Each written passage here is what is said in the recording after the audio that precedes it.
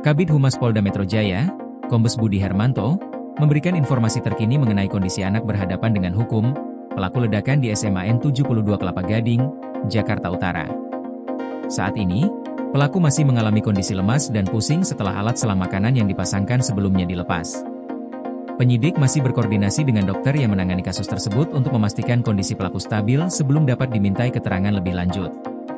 Kombes Budi menegaskan, kondisi fisik pelaku menjadi pertimbangan utama dalam proses penyidikan. Polisi belum bisa melakukan pemeriksaan terhadap pelaku karena kesehatan yang belum pulih sepenuhnya. Selain itu, penyidik akan melibatkan sejumlah lembaga pendamping anak saat meminta keterangan, termasuk Komisi Perlindungan Anak Indonesia, Balai Pemasyarakatan, Apsifor, dan Pusat Pelayanan Perlindungan Anak. Hal ini dilakukan untuk memastikan hak-hak pelaku sebagai anak tetap terpenuhi selama proses hukum berlangsung. Selain itu, penyidik masih mendalami asal-usul bahan yang digunakan pelaku untuk merakit bom.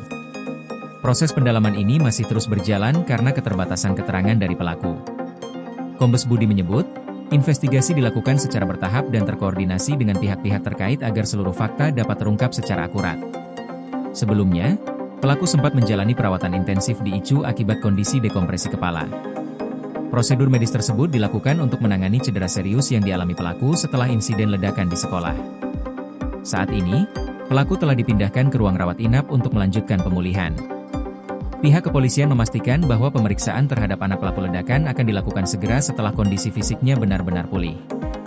Langkah ini diambil agar proses hukum tetap menghormati hak-hak anak dan berjalan sesuai prosedur yang berlaku. Proses pendalaman kasus ini juga menyoroti pentingnya koordinasi antara aparat penegak hukum dan lembaga pendamping anak, guna memastikan keselamatan, hak, dan kesejahteraan pelaku tetap menjadi prioritas selama proses penyidikan.